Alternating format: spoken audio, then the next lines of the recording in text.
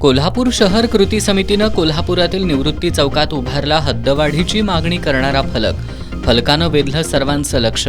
घोषणाबाजी करत कार्यकर्त्यांनी केली हद्दवाढीची मागणी.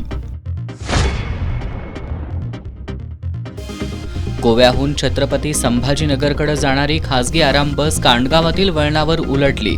अपघातात 1 ठार तर 25हून अधिक प्रवासी झाले जखमी.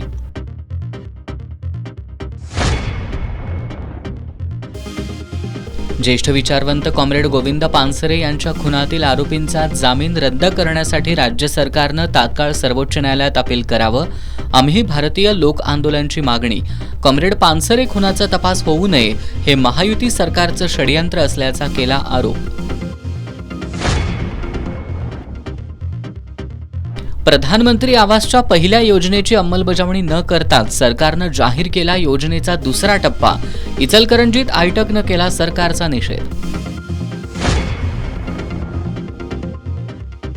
आणि KSS साखळी फुटबॉल स्पर्धेत टाय ब्रेकरवर झुंजार क्लबनं उत्तरेश्वर प्रासादिकवर मिळवला विजय. तर दुसऱ्या सामन्यात खंडोबा तालीम अ संघानं बालगोपाल संघावर केली मात.